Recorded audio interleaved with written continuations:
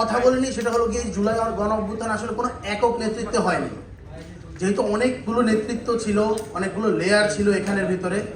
So প্রত্যেকটা মানুষ, প্রত্যেকটা ইন্ডিভিজুয়াল যারা কিনা আমরা একই সাথে একই রুমে বসা ছিলাম, পাশাপাশি বসেছিলাম, সেই মানুষ দুজন মানুষের মাঝে আসলে যেই গণ অভ্যুত্থানের জার্নি সেটার মাঝে কিছু পার্থক্য থাকবে, সেটা আসলে আলাদা। প্রত্যেকের নিজস্ব একটা স্টোরি আছে, সে আসলে সেইভাবে বলতে চায়। আমি আমার দিক থেকে যা ঘটেছে, আমি যতটুকু দেখেছি, আমি যতটুকু ফিল করেছি এবং কালেকটিভলি আমরা যেভাবে আসলে অভ্যুত্থানটাকে রচনা করেছি, আমি সেই জায়গা থেকেই বলবো। তো আন্দোলনের প্রথম দিনের ঘটনাটাই আসলে আমি বলতে চাই। আমরা তখন হলো গিয়ে আমাদের একটি 6 চক্রের জায়গা ছিল, আমরা সেখানে হলো গিয়ে আড্ডা বসাতাম, সেখানে আমরা মূলত পাঠচক্রগুলো করতাম। মাহফুজ ভাই এটা কোঅর্ডিনেট করতো, নাহিদ ভাই এটাতে আসলে বেশিরভাগ সময় পরিচালনা করতো। আমরা এখানের ভিতরে আড্ডাটা বসাতাম, সেটা সেন্ট্রাল লাইব্রেরির সামনে। সেই জায়গায় প্রথম দিন এসে যেদিন হলো গিয়ে কোটা বাতিল হয়, মানে ইস্যুটা করা হয় কোর্ট থেকে, তো আমরা সেখানে ভিতরে আসলাম এবং আসিফ ভাই আসলে সবাই এখানে আসলাম। আমরা কথা বলতেছিলাম যে কীভাবে এটা নিয়ে কোনো প্রোগ্রাম করা যায় কি যায় না, এটা নিয়ে আসলে তখনও কথাবার্তা চলছিল। আমার খুব ইমার্জেন্সি বাসার দিকে ফিরতে হয়েছিল, ততক্ষণে আমরা ডিসিশন নিয়েছিলাম যে সন্ধ্যার দিকে আমরা কোনো না কোনোভাবে একটা প্রোগ্রাম করবো। তো আমরা তখন ওই গিয়ে যখন বাসার দিকে ফিরছিলাম, আমার একটু ইমার্জেন্সি সাভার দিকে যেতে হচ্ছিল। ওই সময়ের ভিতরে আমরা আসলে গ্রুপগুলোকে খুব ভালোভাবে পর্যবেক্ষণ করছিলাম। আমরা বলছিলাম যে হলো গিয়ে পাবলিকের যদি ডিমান্ড হয় তাহলে আমরা যাব। আসলে অনেকগুলো কারণের মাঝে ছিল, আমরা দেখছিলাম যে ওই সময় শেখ হাসিনা কয়েকটা সফর করে এসেছে, সবে মাত্র হলো গিয়ে একটা বিতর্কিত যে আমরা বলবো যে একটা ফ্যাসিস্ট ভাবে যে নির্বাচনটা করলো, সেটা হলো অনেকগুলো সফর তিনি দিয়ে আসলেন, সেখানে অনেকগুলো অসম চুক্তি বা অসৎ চুক্তি নিয়ে কথাবার্তা চলছিল। এই কোটার ইস্যুটা কি সেই জন্যই নিয়ে আসা হয়েছে কিনা, অনেকগুলো ব্যাপারই আসলে আলোচনা ছিল। আমরা সবগুলো ব্যাপারই পর্যবেক্ষণে রাখার চেষ্টা করছিলাম।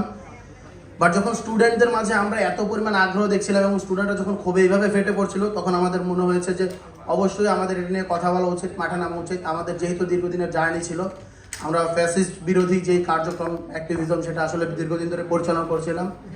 শুরুতে আমরা ছাত্র অধিকার পরিষদ ঢাকা বিশ্ববিদ্যালয়ের যে শাখা, সেখানের ভিতরে ছিলাম। পরবর্তীতে আমরা গণতান্ত্রিক ছাত্রশক্তি রচনা করেছিলাম এবং সেই গণতান্ত্রিক ছাত্রশক্তির আসলে নেতৃত্ব যারা ছিলেন তারাই পরবর্তীতে দেখা গিয়েছে যে জুলাই গণ অভ্যুত্থানের নেতৃত্বের একটা বড় অংশ ছিল, আসলে মূল অংশের একটা।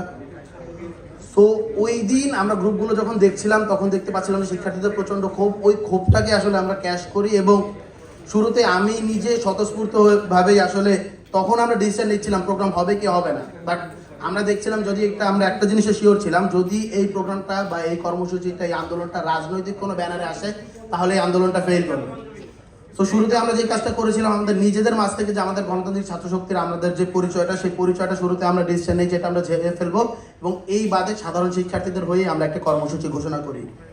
সো ঢাকা বিশ্ববিদ্যালয় শিক্ষার্থী সংসদ এবং হলো গিয়ে এইরকম কয়েকটা গ্রুপ ছিল, এরকম গ্রুপগুলোতে স্বপ্নে ঢাকা বিশ্ববিদ্যালয় নামের একটা গ্রুপ ছিল। এই দুটো গ্রুপের মাঝে আমরা প্রথমে প্রাইমারিলি পোস্ট করি এবং সেখান থেকে আসলে শুরুটা।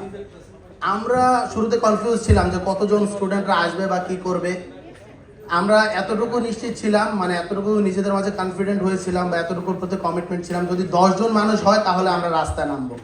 10 জন মানুষ হলেই আমরা আসলে আন্দোলনটাকে এগিয়ে নিয়ে যাব। পরবর্তীতে যখন সন্ধ্যা হলো, একটা প্ল্যানও ছিল যে সন্ধ্যার পরে আসলে করা, যদি আমরা 20-30 জনও মানুষ নিয়ে আসি, যদি স্লোগান দেয়, শুনতে বড় দেখাবে, বড় শোনাবে আর কি, তারপরের দিন আমরা ক্যারি করে নিয়ে যেতে পারবো। তো যখন সেন্ট্রাল লাইব্রেরির সামনে থেকে আমরা মাইক নিয়ে স্লোগান দিই বা মিছিলটা করি, তখন দেখা যাচ্ছে যে স্টুডেন্টরা স্বতঃস্ফূর্তভাবে সেন্ট্রাল লাইব্রেরি থেকে নেমে আসতেছিল। সো তখনই আমরা এই জিনিসটা ফিল করি যে সামথিং ইজ কুকিং। এই জায়গা থেকে আসলে শুধুমাত্র কোটার জায়গা না, আরও অনেক বড় পরিসরে এই ব্যাপারগুলো নিয়ে যাওয়া সম্ভব। আমরা শুরুতেই চিন্তা করেছিলাম যে কীভাবে স্টুডেন্টদেরকে কানেক্ট করা যায়, বিশেষ করে হলের শিক্ষার্থীদেরকে।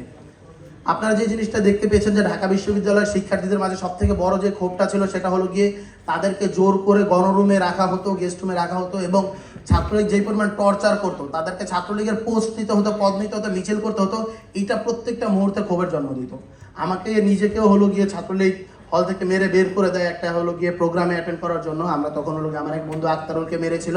আমার তখন হলের ওঠার বয়স 3 দিন এবং ক্যাম্পাসে তখন আমার ক্লাস শুরু হয় না আর কি। এফআর হল থেকে আমাকে মেরে বের করে দেওয়া হয়, কারণ আমার বন্ধু আক্তারুলের কে যখন টর্চার করে তার বিরুদ্ধে আমি দাঁড়িয়েছিলাম। সো আমাদের প্রত্যেকেরই আসলে এই ধরনের অনেক ক্ষোভ ছিল, সেই ক্ষোভেরই আসলে বইয়ের প্রকাশ আমরা সেদিন দেখতে পাই।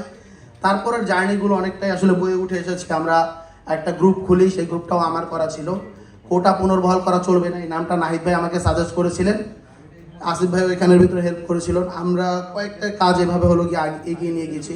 ঢাকা বিশ্ববিদ্যালয়ের যে প্রত্যেকটা ডিপার্টমেন্ট সিআরদেরকে কানেক্ট করা, সব মিলিয়ে হলগুলোকে কানেক্ট করা।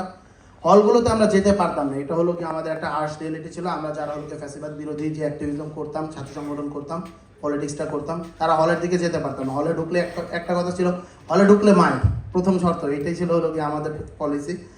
সো আমরা আস্তে আস্তে ঢুকতে পারছিলাম, কারণ হলের স্টুডেন্টরা যেহেতু আন্দোলনে আসছিল, তারা কানেক্টেড ছিল, আমরা আস্তে আস্তে হলে ঢুকতে পারছিলাম। এইখানের ভিতরে সব থেকে নতুন যে ব্যাচটা 22-23-এর যে ব্যাচটা ছিল, তাদের আসলে মানে অবদান বলবো বা অংশগ্রহণ, আমি এটাকে আসলে স্যালুট জানাই। তারা আসলে গণরুমে ছিল।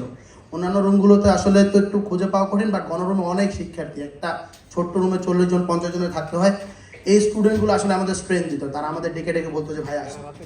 সো ওই দীর্ঘ আলাপের ভিতরে যাব না, যেহেতু সময় আসলে বেঁধে দিয়েছে। অনেকগুলো ক্যাম্পেইন আসলে করা হয়েছিল। সো আমরা এইখান থেকে আমরা একটা জিনিস টানতে হবে, সেটা হলো কি আমরা এই আন্দোলনের ভিতরে একটা অ্যাডভান্টেজ পেয়েছিলাম, সেটা হলো কি আমাদের চানখারপুলের একটা নিজেদের বাসা ছিল। সেই বাসায় আমরা সবাই থাকতাম। এখানের ভিতরে যারা দেখতে পেয়েছেন আন্দোলনের সম্মুখ সারের যোদ্ধা, তারও অধিকাংশই থাকতাম আমরা। আসিফ ভাই, নাহিদ ভাই, আক্তার ভাই, জাহিদ ভাই সহ আপনার যারা দেখছেন, বাকের ভাই, হান্নান মাসুদ ভাই, আব্দুল কাদের ভাই, হাসিফ, এরকম যত মানুষ ছিল সবাই আসলে একটা বাসায় থাকতে পারতাম। যারাই আসলে হল থেকে মেরে বের করে দিত, তাদের আসলে একটা ঠিকানা হয়েছিল ওই জায়গাটা। সো স্ট্র্যাটেজিক্যাল একটা অ্যাডভান্টেজ ছিল। আমরা সারাদিন যখন আন্দোলন করতাম, করতাম, রাতে গিয়ে আমরা একসাথে বসতাম এবং পরের দিনের স্ট্র্যাটেজি সাজাতাম। আমাদের আসলে এরকমভাবে আমরা প্রত্যেকদিন পরিকল্পনা করেছি। এটা আসলে একটা আমরা বলবো যে অ্যাডভান্টেজ, যেটা আসলে সৃষ্টিকর্তার থেকে পাওয়া। এটা না হলে হয়তো বা যদি আমরা বিচ্ছিন্ন হয়ে পড়েছিলাম, পরবর্তী আমাদের আন্দোলন টানা কঠিন হয়ে গিয়েছিল। সো এইটা আমরা মনে করি যে এটা আমাদের একটা অ্যাডভান্টেজ ছিল, এই জন্য এই ব্যাপারটা উল্লেখ করা।